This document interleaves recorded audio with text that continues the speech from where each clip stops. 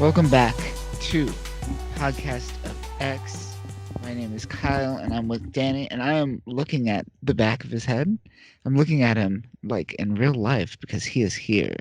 He is present, and this is a real life podcast. No Skype is involved, except for the fact that we still are using Skype, but let's ignore that.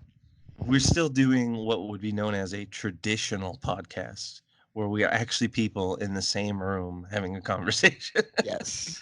They're like all those contemporary podcasts where no one ever sees each other at all. Or talks to each No other. one Or even knows does each other. Yeah. Who am I even podcasting with? That's the question everyone should be asking. Oh, geez. But yeah, we completed House of X and Powers of X, and now we are moving into Dawn of X, starting with X-Men issue number 1. Are you excited for this? This is the beginning of the end that we started. Yes. There's the new era. We're now transitioning into what groundwork has been laid by Hickman with House of X and Powers of X, and this is now the new X-Men world that everyone has to branch out in. Not only is he writing new stories continuing from that point, but there's a whole litany of other people who have jumped on board and are writing just alongside him the new mythos that they're being set forth with. Yes, exactly. But not this one. This one is all Hickman. Hickman's still writing, still at the helm. And yeah, I'm excited. I'm excited to see what happens to these characters. We're introduced to a couple characters that kind of throw me off in this, but we'll dive into that in a little bit. But yeah, you want to get into it? You ready? Yeah, let's do it. Let's dive All into this right. bad boy. So yes, X-Men issue number 1. The truth. Son, how can you believe... Don't ever call me that. For 20 years I dreamed about my father. So, Danny, why don't you lead us into this issue? Since we're at your house, you could be the host of issue X-Men issue number 1. Take the helm, lead us, guide us. Well, I guess starting it off, I mean, we get a nice throwback where it brings us kind of full circle to where it all started with, especially since the focus here is on Cyclops. So we're leading in with like kind of a nice throwback and nod to like when Cyclops first got his ruby quartz glasses from Charles and actually gets to utilize his sight again without the fear of injuring people around him in a more devastating way. Yes. He actually gets to throw on his glasses and open his eyes and see the world in bright red for the first time. And that's a nice little nod back to the original mythos and how Charles and Cyclops' relationship kind of got built, and the first step in his foray as being an X-Men. And that's kind of a cool little moment. I like that nod back to the older stuff. It's a very Yes. refreshing sight and type of imagery. Just young Cyclops going like, "Oh, these glasses, they really work. Oh my gosh, Charles." Yeah, and Hickman's been kind of doing this throughout House of X and Powers of X 2, where he's been nodding at this older Cyclops, this older version of Cyclops that we once knew. Yeah, he's doing a lot of repair work. Like he's mending the old wounds of the previous generation, the Dark Years Cyclops, as he's been come to know. The one that is not quite the Cyclops that we all were enjoying back in the day. He's now getting a return to the old format of Cyclops, where he's a lot more of a Boy Scout for the mutants and a lot more noble of a leader and way less angsty. It's the brand new Cyclops with 90% less angst. Which is great. And like I said, Hickman is really good at like bringing back the older mythos and like appreciating it in a way that feels very genuine. And this is just another one of those examples. And it's a good way to start this. I mean, we're breaking into it with just the stuff we already like and know, and then leading on into the whole mythos that he's now set forth. So he piggybacks off of the original X-Men content using this nice little throwback to get the ground started. And then we transition into a much more modern day situation with what's going on with Cyclops and the mutants in general and the mission that's set forth. So we go back to hitting the ground running, and they're already on another escapade and how they're trying to build what is being seen as Charles's new dream. And you get both original, I guess you could say, iconic leaders of the X-Men side by side right here. We start off with Storm and Cyclops actually beginning their uh, their new chapter in their lives. The new X-Men, I guess you could say, cause is now being helmed by them as they're doing this for Charles right here as they begin their mission. And it's nice seeing them fight side by side. It's nice seeing them actually working together because they have this camaraderie and respect for each other that's very ingrained in the X-Men mythos. I mean, they're pretty much the people I typically think of when I think of X-Men leaders. It's either Cyclops or Storm, and Yeah. they have a good dialogue here while they're in the middle of their mission, and it's nice to hear them like reference a lot of that older stuff too.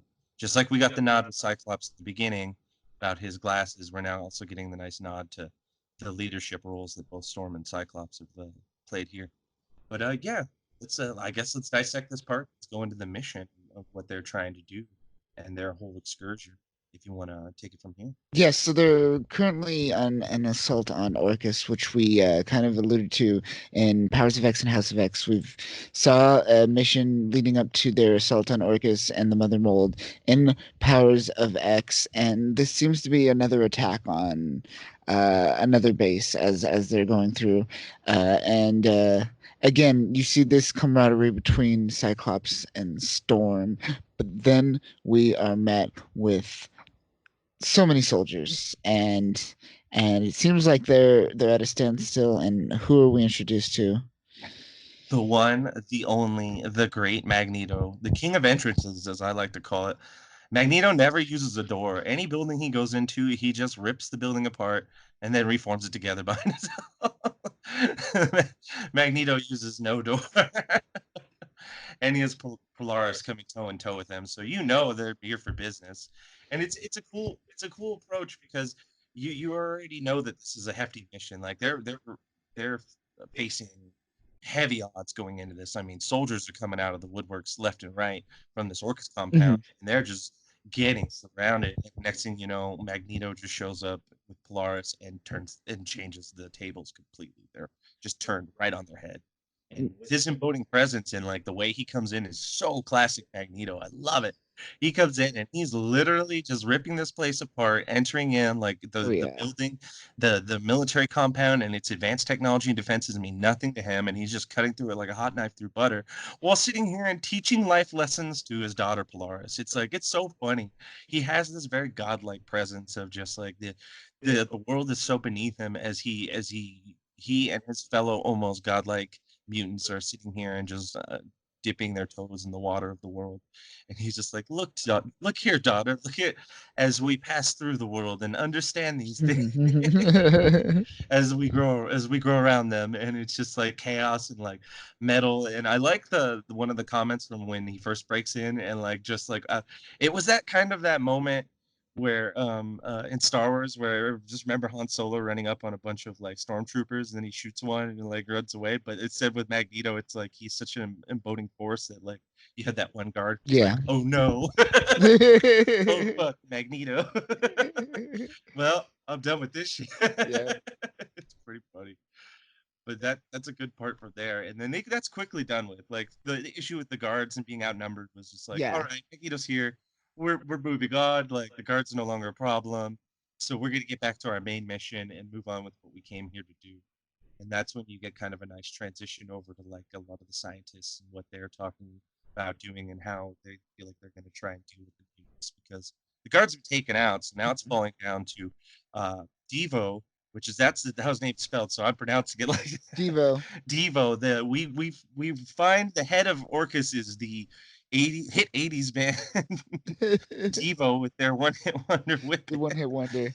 They're whipping up some science, and it's it's interesting because essentially Orcus is like going through some sort of upheaval of like what to do with what they have held captive because you find out in a little bit that there's a lot more going on in this compound than meets the eye, and there's a lot of more nefarious things that they're doing involving mutantdom and just the mutant population as a whole. And while they're trying to cover their tracks, they're also trying to figure out a way to kind of deal with the mutants now that the guards have been dealt a final blow by Magneto. They're like, what do we do? We're still alive, and we're the last stand between the mutants. So what's going to be our take on all this? And I'll let you take it from here and tell me how you felt about their responses to what to do in this part. So, in response to that, they unleash a series of fighting gorillas Well, no, they onto take the world. they take the mutated gorillas They that take they've the been working on mutated that are gorillas. evolved with their own themselves, because some of them are the actual Yeah, scientists themselves. some of That them are they grow. scientists, so they unleash this serum onto themselves and turn into gorillas, and then they take an assault on the team, which is easily taken care of, it seems. Yeah, it was kind of a funny response where they were like, "Well, the mutants are here. They're pretty much godlike. We don't know what to do.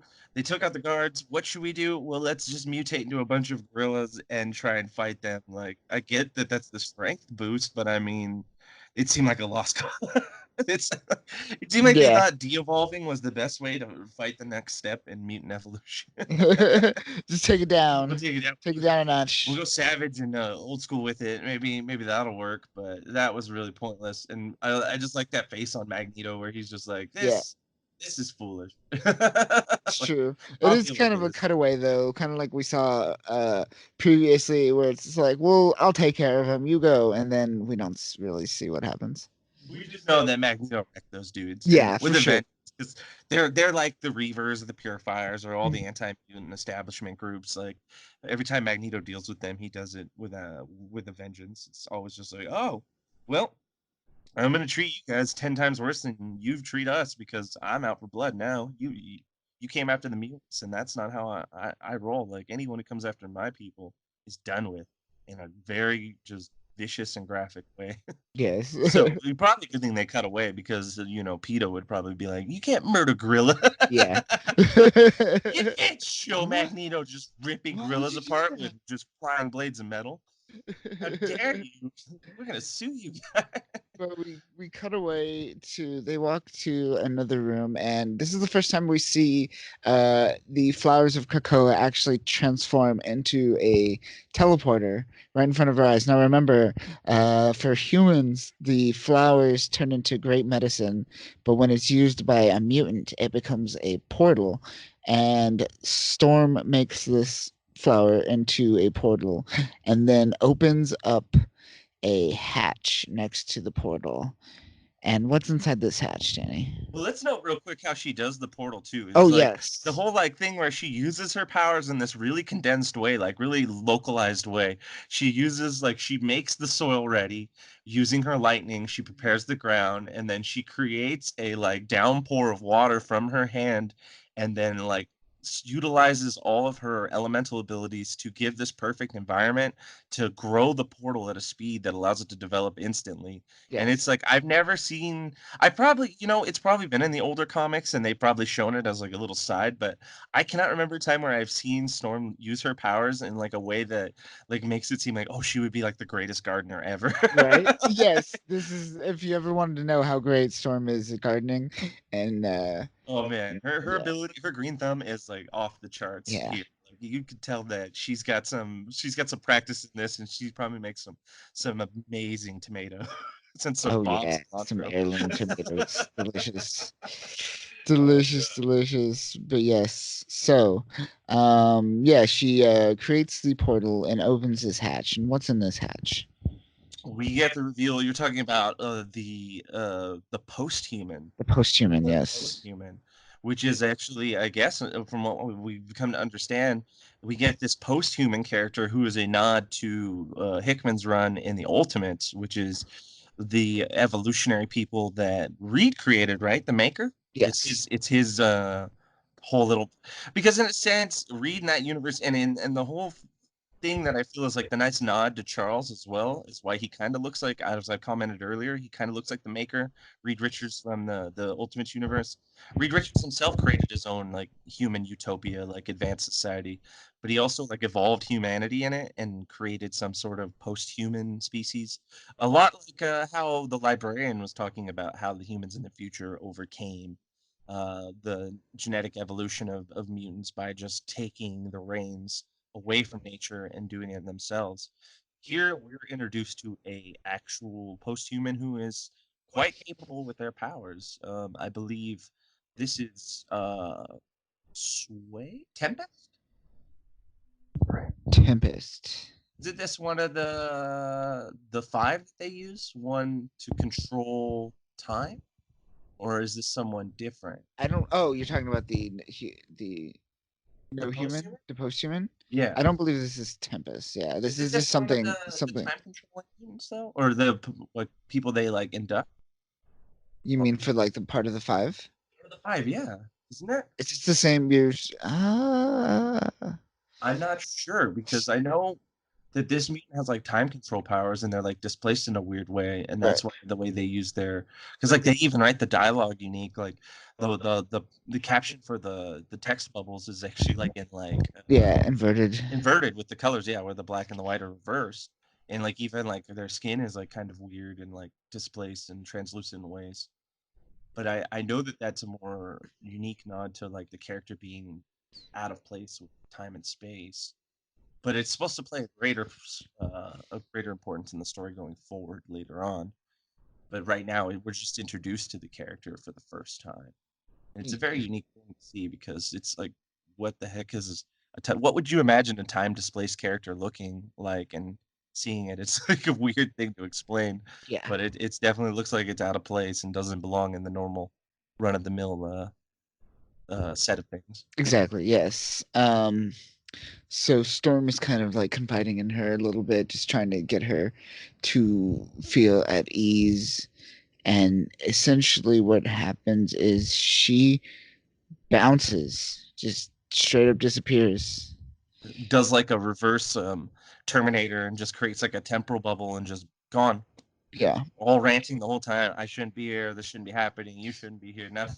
Like just crazy talk. Like foreshadowing. There's a lot of weird, strange, like little Easter eggs being laid right here and set out to kind of build tension in the story. And Yes. Um. Yes, and we don't hear any further from this time displaced human. But we're met with mutants. the true purpose of this mission. This Yes. is the most noblest, and I guess you could say true to the course for X-Men right here. Is this is a mission where they're rescuing mutants who are behind enemy lines and they're being tortured Yes. and misused and experimented on. And this is like Charles and Scott for a latter extent. His bread and butter right here. You're coming in and you're rescuing all these mutant children and bringing them back into the fold, coming here to save them so they can become citizens of Krakoa and return home where they belong. Most of them look like Morlocks, or what would be Well, Morlocks. very too. Morlock, very Yeah. Morlock. I get that, especially in the left side of the panel. You'll notice that there's a lot of like just kind of disfigured looking ends, and you get the girl with the tentacle legs, which is weird. But on the right, as I was commenting to you earlier, there's Yes. the two twins that are like holding hands, and then like one is like all like red or all yellow, and the other like golden almost, and then the other one is like almost like a crystal or a silver kind of like. Yeah. I want to know what's going on with those characters. I hope they play a plot later on because they look Hopefully. dope. I dig them. I dig the idea. Yeah, that design is just so like just so ambiguous and like ominous. Like it's very even if they look on their face, they look like trouble. But that was an interesting like little like end to the whole thing. Is just oh like this wasn't like the last mission. We're not going into something where it's like we got to kill everyone there. We're gonna destroy this place. We may not come back alive. It's like no, we're this is what we're doing now. This is business as usual. Yep. We are now going to be going around doing a lot of these espionage and excursions to go out and rescue mutants and bring them into the fold. And this is like one of the first big steps. Yes. And we cut to after that.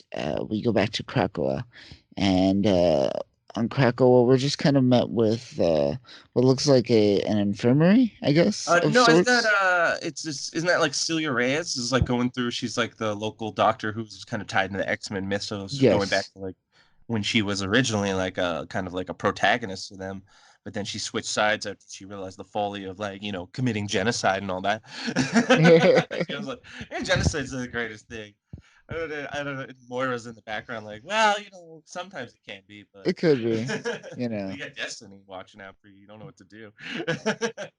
But she's going through checking over the mutants because they're kind of curious because a lot of these mutants were experimented on, and a lot of them were kind of messed with in a way that could be problematic for the greater mutant society. She's going through giving them kind of a rundown and seeing how they're doing, and you get a lot of dialogue between Scott Storm kind of talking about how they made a difference here and that how this is like a bigger step in like what they're trying to do, but this is really just only the beginning. And then you get like a nice another little shot of the weird, the weird. I want to call them the Crystal and Gold twins, Crystal and gold, yeah. which is an interesting Still one. holding hands. Still holding hands, still holding hands. And then the nice little thing is you get that dope entrance earlier from Magneto is like now getting another a different type of entrance where it's less him coming in as like an imploding force and more coming in as like a like how they had the Mutant Five earlier and the original X-Men when they were resurrected. They kind of rose to a level of like messiahhood or celebrity status. Magneto was at like the top of that totem because when he rolls back, everyone just starts chanting, and it's just like, "Oh, Magneto's back! Magneto, Benjamin Franklin, Magneto, Magneto!" They're just all so excited, Yeah. and I like how they draw him here because like the way his like without his helmet on and his hair kind of like over that, he looks almost Superman like. Like, doesn't he have kind of Very like that much, Clark yeah. look? Yeah. His face, his chiseled chin, like His aura he too, looks like just the everything hero, about him. the Superman of the mutant mythos right now. He is Superman to these children. You see them reacting like kind of just falling around him and just having this Mhm. level of just like sheer joy coming out of just their physical being.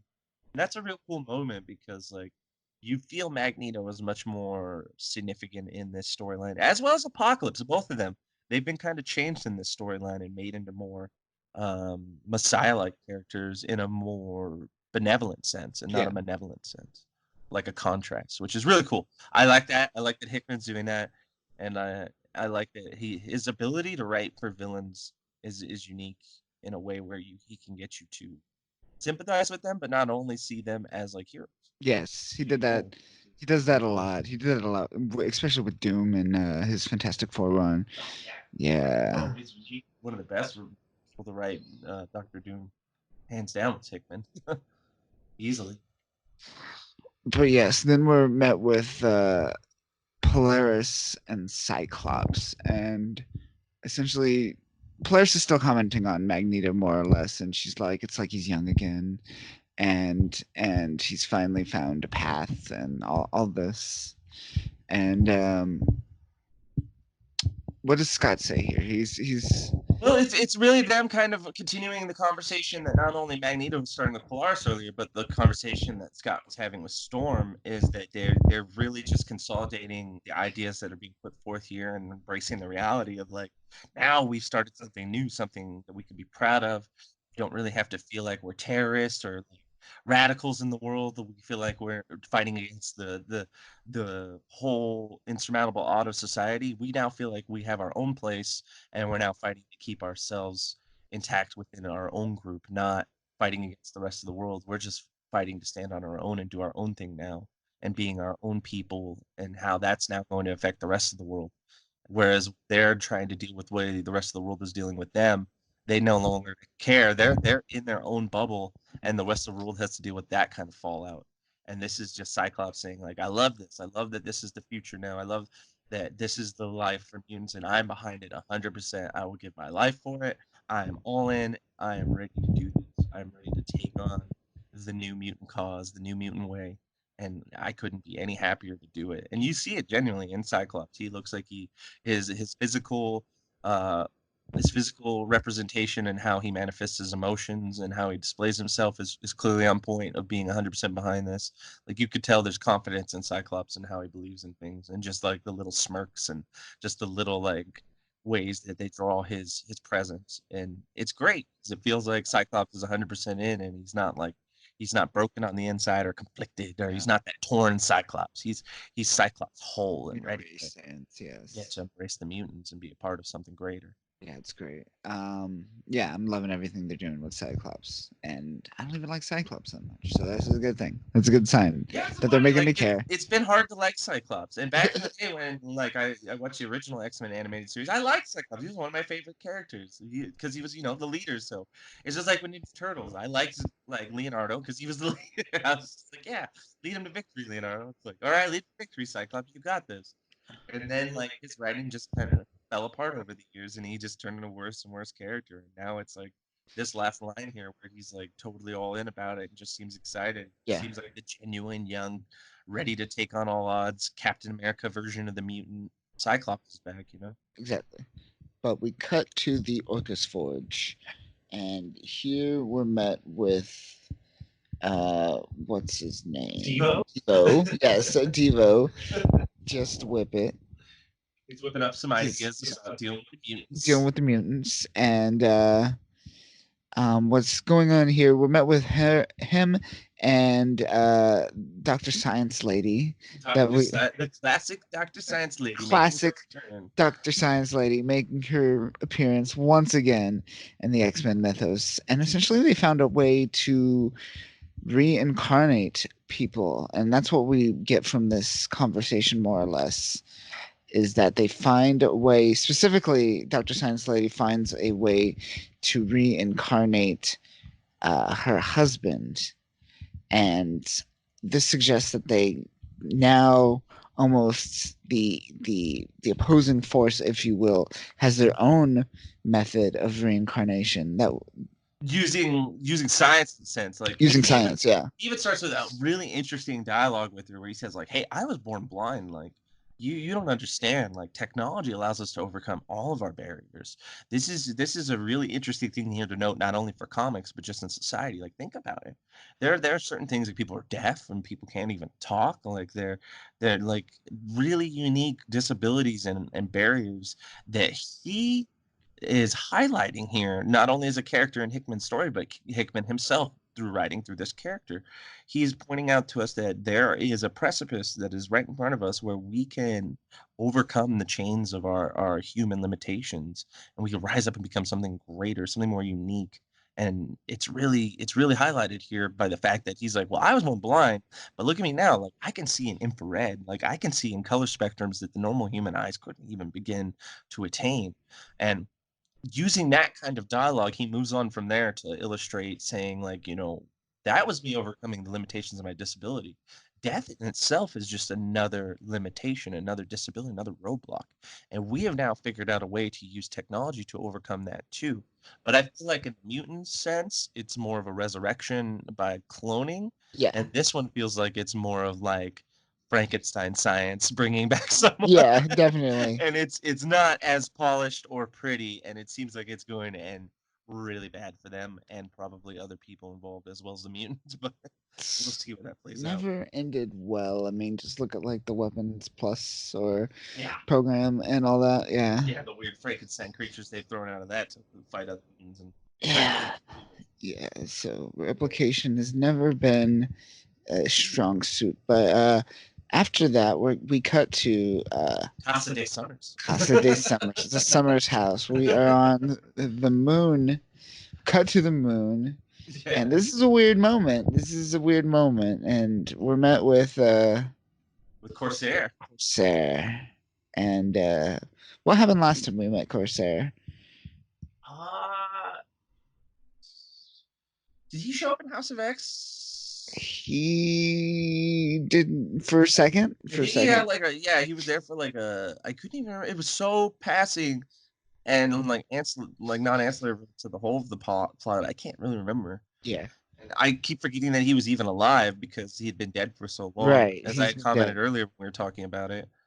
And I don't even really think like a lot of the characters like that are in this were really in House of X, like the other Summers, like Alex. Oh gosh, not even at all like referencing Vulcan.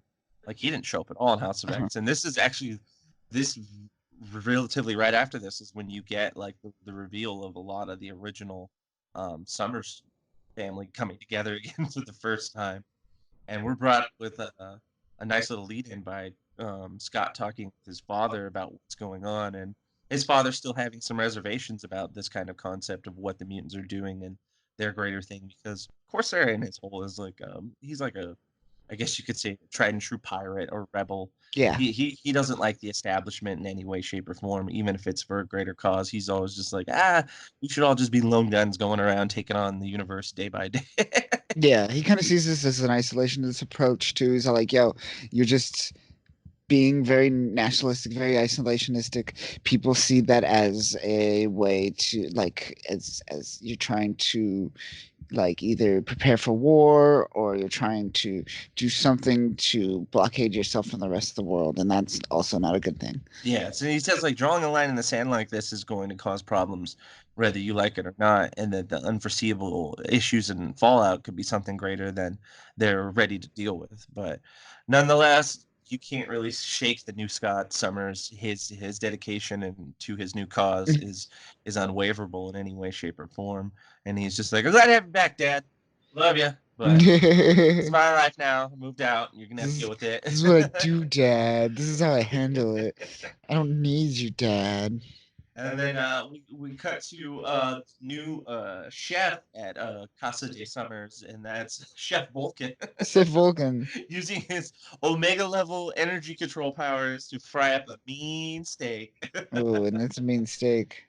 Oh man, can we take a moment to talk about the character portrayal? So Sure. I brought this up earlier when we were talking about how like this issue was kind of weird. Like the first half of the issue felt like an issue one. I definitely agree that the first half of the issue was definitely a good issue one, but this second half felt so bizarre because they portray Mm. Vulcan like he's kind of almost like a clone robot version of himself. Like obviously he's a clone because from that, if you can look up the last scene from War of the Kings, like Black Bolt left Vulcan a bloody mess of just body Oh parts yeah. and blood and goop, and like he's Goop done. everywhere.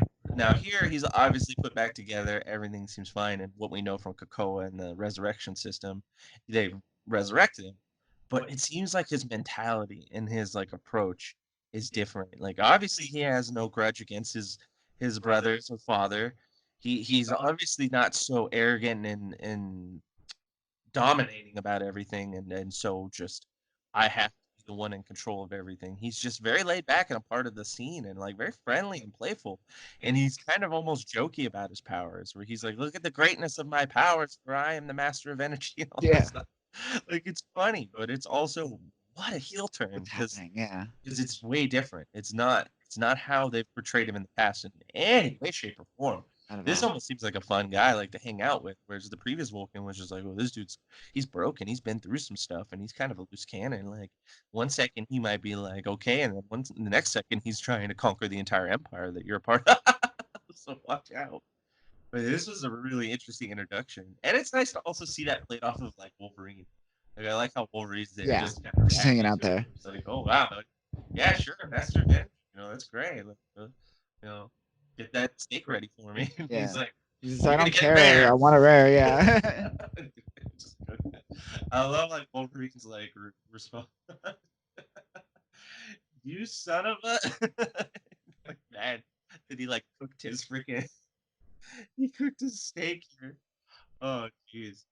And then next we get to transition to another fun character from the Summers lineage. We get Nathaniel Summers, Cable, the young Cable. Young Cable too. Cable 2.0, the hip young Cable, because they had to rebrand. They said we're trying to capture the young audience. We need to bring in a younger, more vibrant Cable. There's something that speaks to the youths, the hoods. The youths, yes, and he's talking with one of the members of the Starjammers, which space pirates. Oh man, I'm excited space for pirates space pirates and to their be back. love of like space weaponry, and that's just all Yeah. Cable's bread and butter. He's just like, what kind of crazy space guns do you Yeah. guys normally deal with? What kind of space weapons do we have? Like, can I see? Can I see what you? Oh, Shiar Tech. Ooh, we don't have any Shiar Tech in the future, but this is really cool. Like, let me play with this. Like, I'll trade you. I've got guns too. It's like Christmas for Cable because Yeah. he loves. Cable loves a big new gun that he can break in and play with. Yes. That Yes. is tried and true to his character. Over the years, his mutant powers have taken a backdoor to his like love for guns. Oh, it's so strange. Cool. And then what happens after that? We get some a little bit of introduction to Jean and her day to day life, and Right. her just reacting to like the strangeness of Just the Starjammers and their presence among yeah. among the other Summers characters. And I guess at this point, she is pretty much one of the Summers, even Yeah. though the I mean, Rachel Yeah. would be her daughter, but Cable's not Right. her son. That's No. Madeline Pryor. And Priors. Yeah, and that's for those weirdness. who don't know, Madeline Pryor is another It's the whole line of nonsense where Sinister was like, well, I'm going to clone Jean. Clone And Scott's like, nonsense. well, I miss Jean. So this clone Jean, that works for me. And then I'm going to have a kid with clone Jean. And then Apocalypse is going to abduct that kid and infect him with the technovirus and take him to the future. And then that future version is going to age up and then come back. It's like, too mess. Yeah. Comics. It's weird. It's weird. But yeah, and that pretty much wraps up what's happening. More. Oh wait, there's a. Well, there's a little nice moment between Hezbollah, which is one of the Starjammers, and with Rachel Gray. So you get like a little bit side note with her and like her kind of being brought into the story as well. You get recognition of like all the Summers characters. Right. You brought in not only the daughter, but you also get Havoc brought again. Is back. Yeah. So it's like all the family members. Just the kind of dad's getting there. together. Yeah. Yeah, you get not only Havoc and Scott all in one scene, but you get, for some strange reason, there's Vulcan there too with his dad. They're all like, oh, my sons and my dad, and then Grandpa's there, and it's all been there on the dark side of the moon in their weird house where they killed Jean Grey back when it was Dark Phoenix many years ago, and it's just like this weird, strange, like Stepford vibe family. Yeah. And then we get the most unnecessary, Weird, so bizarre Hickman like infograph yet, and it's like the floor plan and the layout of their house and like their weird base on the moon, which I hope plays a point later on, because right now it's like just like here's my welcome to Cribs. They've got it's like they've got a hangar with 2 jets, and they've got a rec room, and here's their kitchen, and it's like here's my DVD collection. I've got, for some reason, they also have Scarface. Everyone's got fucking Scarface or DVD collection. And it's really a useless infograph because like they break it all down, and it's like, okay, well, is it gonna get rated at some point, or what's gonna happen? And then the comic ends. And it ended on kind of a weird note, but I really still liked the first part of the comic, and it felt like a good first part. And it felt like it had a good connection to the beginning story that Hickman laid out, and it was a good continue from House and Power. But ended kind of on a weird note, but maybe that's just Hickman trying to reestablish all these characters and kind of just smooth out the bad blood and say like, just like with Powers when it ended. Like Powers ended with like Wolverine handing out beers saying everyone's cool, these people no longer have beef. It's like here's an even greater dive into that. Here's the Summers family saying like we don't have beef, and that's what I took away from this, and I really liked it. But how did you feel as it connected to the greater X-Men plot and the continuation from House of Powers? Yeah, I thought it was initially the intro was great. The beginning, the mission they went on was interesting, but other than that, I thought that the whole Summers reunion was kind of bizarre, kind of threw me out there. Yeah, I don't know. It just didn't feel like an issue 1 to me. Yeah, it felt more like half of an issue 1 and, and half of like an issue 5. Yeah. But I mean, aside from that, they kind of close out on a little bit more of a plot of like pushing along what Devo's trying to do in Science Lady, and how they're trying to get their ideas up and going and moving forward. But really, it's all rounding up that and rounding up the reunion of the Summers family, and then moving on. And from here, it starts to get a little more radical, because then you move into Excalibur, Marauders, and all those other things.